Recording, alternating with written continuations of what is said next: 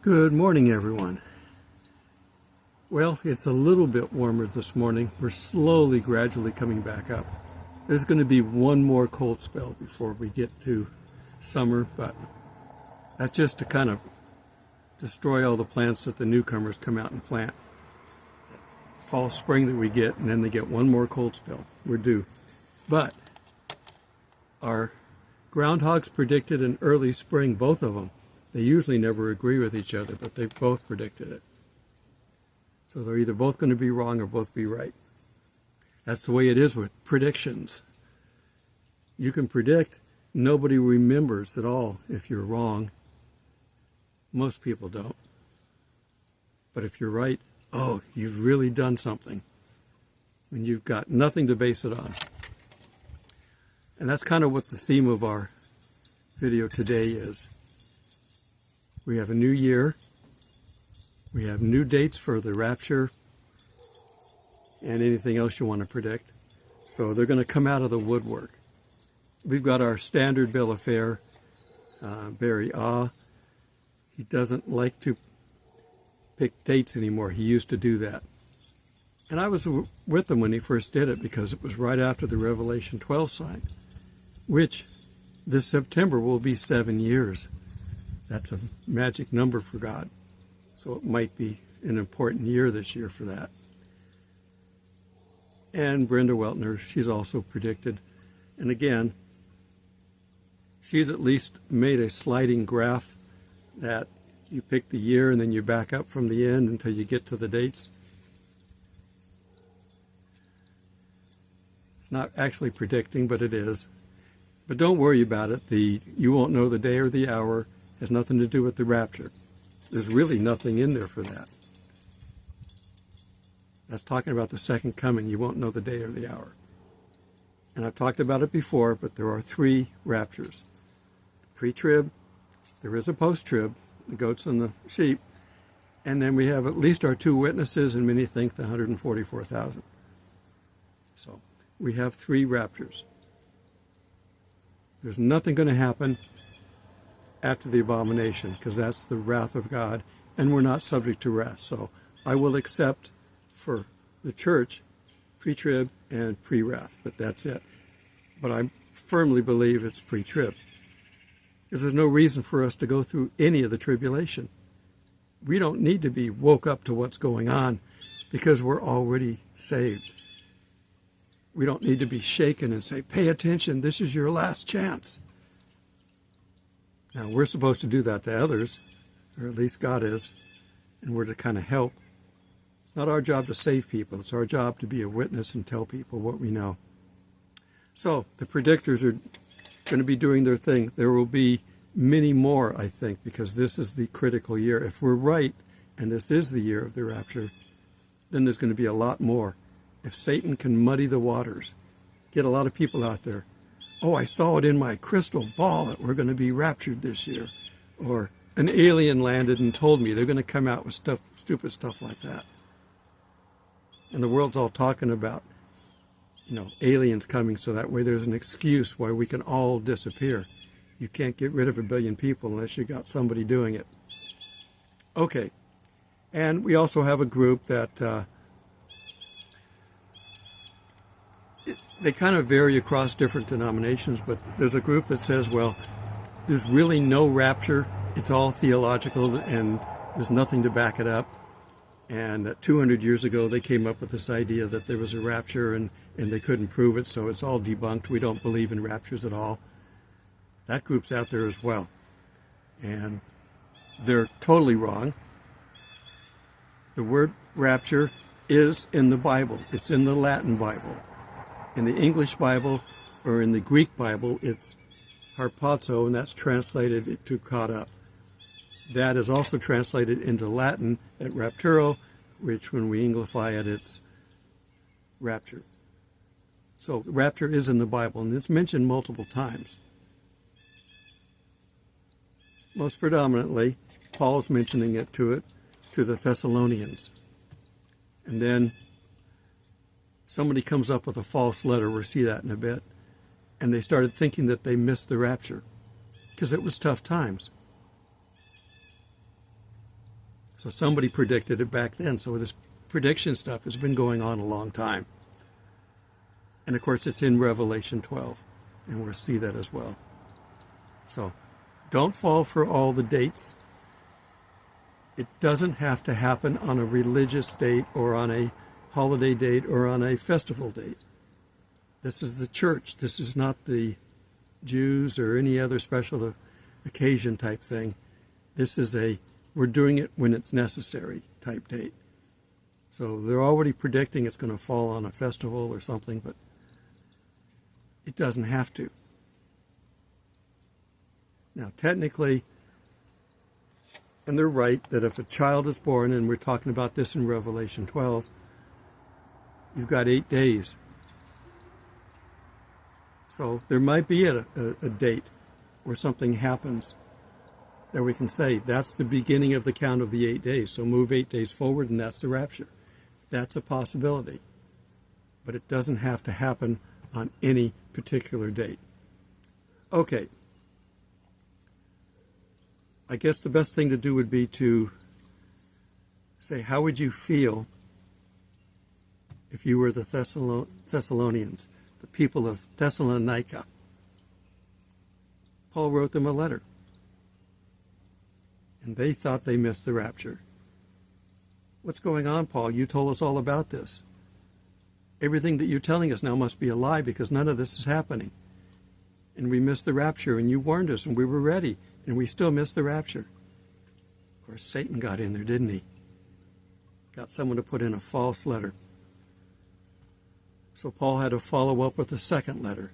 So we have 2 Thessalonians. Just because times get bad doesn't mean you're due a rapture. When the times get bad enough to be the tribulation and have the Antichrist running around, that's when you do a rapture. They were killing Christians in the first century, burning Bibles. They were doing a lot of things that they're not doing now in the Western civilizations. There are parts of the world where they're still doing this stuff, but they're pockets.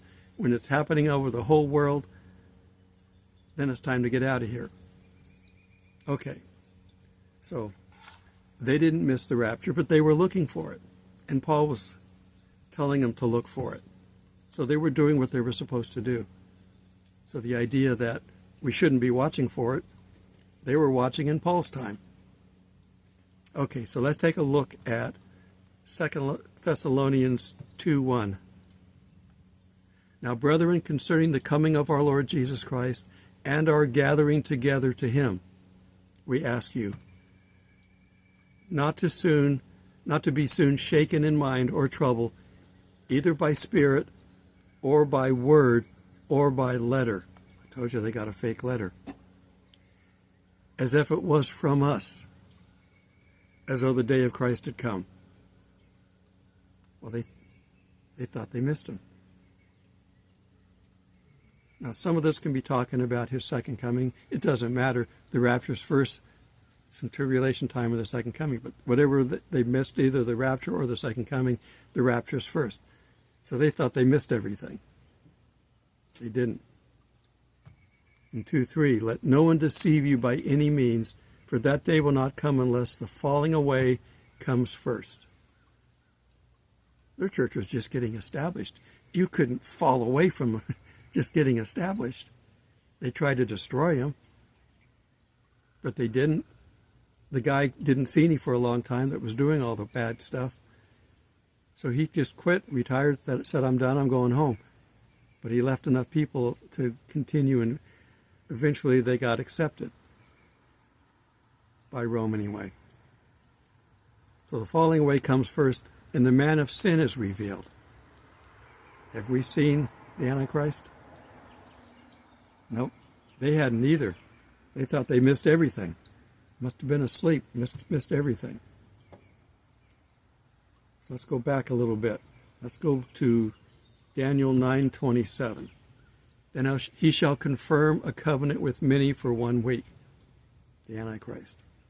Have we had that yet? We're getting close, but we're not there.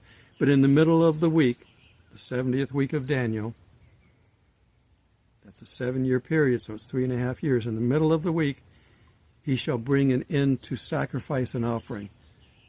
That's the wake-up call to the Jews who thought he was the real Messiah. The real Messiah would never have done that. And on the wing of abominations shall be one who makes desolate. So he's going to have his own angels, and he's going to set himself up in the temple and say, I'm God, worship me. You don't need to sacrifice anymore. I'm God. I'm telling you, you don't have to. Just worship me. He's trying to usurp God's position of worship. God deserves it. Satan doesn't. Even until the consummation which is determined is poured out on the desolate. Daniel's basically saying, we got a lot of stuff coming. Accept me quickly and you won't have to deal with any of this stuff. So, in the West, you may think things are bad right now. And they've had bad times, We've had mafia running things. We've had, people disappearing. We've had all kinds of stuff in the past. We've had our big C scare, and they're telling us there's another one coming that's even bigger. The Bible says there is. It's going to kill 1/4 of the people, but we're not there yet. We're still alive. We've been blessed in this country because our founding fathers wanted a religious government, but without religion. It was written into our Constitution that we're to have the freedom of religion, not from, freedom of religion. And you can make no laws for or against. The separation of church and state has got nothing to do with any legal document. Those were in letters between Jefferson and Madison. It had nothing to do with the Constitution. The Constitution is the Constitution. And they were discussing back and forth, how do we do this without infringing on people's rights? So we have freedom of speech, we have freedom of religion.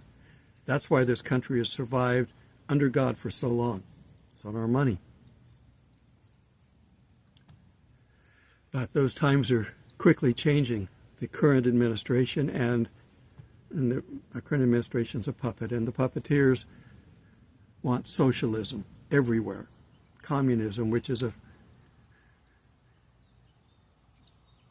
word Nazi, National Socialists. They're socialists. They want that type of government everywhere so that the rich stay in power, do whatever they want to do, whenever they want to do it, wherever they want to do it, and the poor, we're just here to serve them so that they can have a rich, happy life. But we're not going to have any kind of a rich, happy life. We're just servants. We're the socialists. That's what that means, people. For those of you that want it. You don't know your history, but then they're not teaching history. Okay. And I told you it was also in Revelation, and I've read this before. Revelation 12:5. She bore a male child who was to rule all nations with a rod of iron. Now, this is post-Jesus, so this isn't talking about him per se. When he comes back to rule, he's bringing all of his Christians with him, and we will all rule with the rod of iron. So that's what this is about. And her child was caught up to God and his throne. There's our harpazo, caught up. So raptures are there. It's called caught up, harpazo, rapture. It doesn't matter. It's there. So you can be in denial all you want. Still have problems with post-trib people. They come on, first thing out of their mouth, you're a liar. Now don't block me. No. You said I'm a liar. I'm going to block you. I'm quoting out of the Bible. If that's lying, then your hypocrisy is showing, and I will block you. You get your one text, And it's up there as long as it takes for me to know that it's there. We have this big elephant I've told you about. We have 3 different raptures. If all you see is one rapture and you don't see the other 2, that doesn't mean everybody else is wrong. Be open. So, anyhow, we've had many bad men in this country and in this world. Hitler would be the closest to our Antichrist, probably a trial. But we're not there yet. We still got time. So, I think it's this year for a pre-trib rapture. Can I tell you that I can prove that? No, I can't. That's my gut feeling. Looking at the times, feeling about the fig tree, we're seeing things unfold. We're seeing a government being completely demolished from within side, not from without. We're poking Russia. They haven't nuked us yet. They don't need to. They're waiting for us to destroy ourselves from within. They know what we're doing. He's not going to risk his people on us. And Ukraine is not, we're sending trillions of dollars to Ukraine, quote unquote. But no, we're not. They're money laundering. So they're not getting the benefit of all that. Now we are sending arms and stuff, but they're using up all of our military hardware, so we won't have any. It's the times. I don't think this country can survive another year, let alone an election. Something's going to happen between now and the election. It's got to. They don't want to lose power. And they don't want to take it outright because they don't want to directly appear. We still have a lot of good old boys with their guns. They'd have a hard time, and I think our military would stand down if they were ordered to shoot their own. Our fearless leader already backed down because of Texas. Way to go, Texas.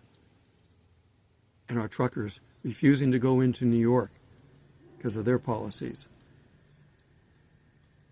You know, if you live in New York, and I think it's California, and you go any place else in the world, you still pay the state tax.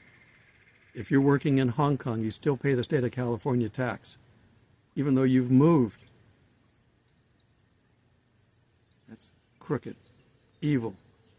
It's going to get worse, but not a whole lot more before we get out of here. So don't worry about it. This country will survive a little bit longer, but because our foundation was on God. But God is letting Satan have his 15 minutes of fame. Not because he deserves it, because the world deserves to be woke up one more time, and then if not, then the wrath of God. And we're not going to be here for that. The church will not be here for that. The bride of Christ will not be here for that. If you think that's what your God is, you might as well go join Hindus or anybody else, because that's not the God of this world. All right. I'm traveling today because I got to help my son do some paperwork. It's a good excuse to get him up and doing things. So we're going to go inside and do that. Pray for that we have a good day today. And that we have a good time all the time as I'm working with him to try to help him do what he wants to do in his life. Sometimes it's tough. Some of you have told me about your situations, and I pray for you. Times can be tough, but they're going to get a lot tougher. Make sure you hold on to God. That's the only way you're going to get through it. Till we meet in the clouds. God bless.